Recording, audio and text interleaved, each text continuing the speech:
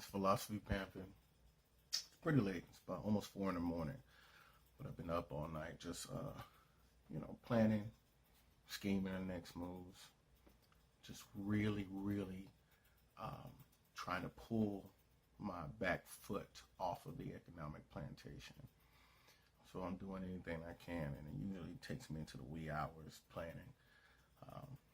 Not there yet, like many of my other friends in my close circle, but I figure if I stay around them long enough, I will succeed at leaving this economic plantation alone and not having to come back early in the morning when Massa gets there in the morning, clock in.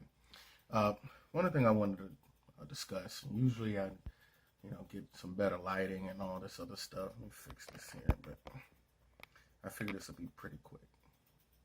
I wanted to read something to you and explain exactly, to the best of my ability to this point, what exactly racism is and the difference between that and prejudice and why black people could never be racist. So I'm going to read this to you.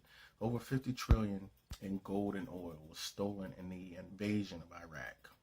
Now remember, Saddam had no weapons of mass destruction and was not involved in 9/11, but his country's wealth was looted nevertheless. Then they went to Afghanistan to secure the poppy fields and lithium mines by force after the Taliban destroyed all of the poppy. After that, we went and killed Muammar Gaddafi in Libya to gain control of his 22 plus tons of gold. That's a lot of gold. The 30 trillion plus river pipeline that would have brought Africa back to life, and the diamonds, silver, and other deposits. All around the world, there is war and genocide for God, gold, oil, and diamonds. Or drugs. Interchangeable. And other natural resources. And it all goes back to the Rothschilds, the Vatican, and the Royals, and basically Europeans, white people, and the so-called Jews. That is racism, ladies and gentlemen. That's what racism is. It says it in its name. It's a race. It is a race to secure any and all of the world's resources to benefit your own existence and people that look like you, and to control the people that don't look like you by any means. The news painted Muammar Gaddafi as a war general that was causing pain to his people. And I spoke to people. I speak to people every day. I see them all the time in my line of work who lived in Africa, who come over just to, try out, do whatever their reason is. And they told me everything that we've seen on TV here about Africa is complete bullshit.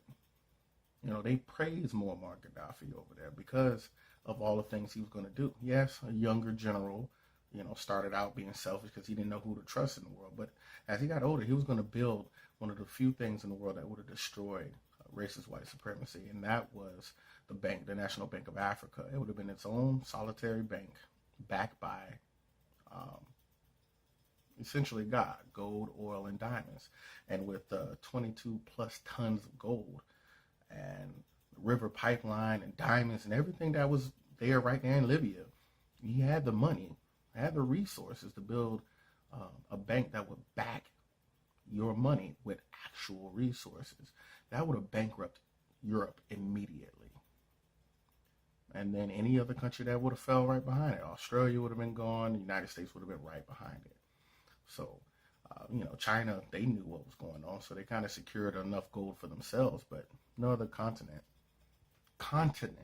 or series of countries had that much gold to move in and usher into something that would have been the new world order for African people. This was that one last move that Muammar was going to pull out that would really save the African people and eventually, essentially, affected African Americans over here, because our dollars would have been acceptable over there as well. But one thing that they don't really like to teach you much is that the powers that be sent Hillary over there to kill him. And Hillary did just that, killed him, and then painted him as some crazy war criminal. Same thing with Saddam. They did the same thing with, oh goodness, I can't think of his name to save my life right now. Watch, it'll pop up later on. Anyway, pretty much anywhere that there's some kind of gold, oil, diamonds, something like that, they paint those individuals, Castro, there it is, Fidel Castro, as evil, so that we'll be behind whatever it is they decide to do. And they killed an innocent black man that was a powerful leader, all because of the resources that Africa has. Again, it's a race to resources. And who does it benefit? White people. It doesn't benefit black folks. And so when you control those resources to empower your people and continue your genetic survival, you essentially control the people that you've taken it from. So who has the ability to dictate, even on the smallest level, the lives of another person? White people do. Whether you're a good person or not, you're born with that innate ability. You know, a white girl could call the cops on me, and I could be outside fixing my car. It's happened before, and the cops will show up instantly and put me in handcuffs, all because she thought that I was stealing a car or something of that sort. But that's power. That's real, actual power. And you take it up to the highest level of government, and even past the government, to the Rothschilds, the people who actually run this world. That's racism. And white people, you guys benefit from that. Black people can't be racist by definition, because this is racism. The race to control, collect and control all of the world's resources and utilize it to control those of other races. And black people can't do that. Now, prejudice is the word that everybody should be using, because people can be prejudiced. Yes, prejudice is how I feel about you, not racism. But since the media jumped all over that in the 60s, from the 50s, 60s, 70s, they were able to control what words we use in our everyday life, have us dictate what is racism, and utilize that word instead of prejudice, because they want you as far away from the actual truth of what racism really is and what America does to European countries do to people of black and brown countries. So, you know, with that on my mind tonight, I just had to get that out, and hopefully that'll help out, you know, and educate some people. I feel like the more I pay attention and research it, and the more I talk about it, the better I'll be able to teach it as well.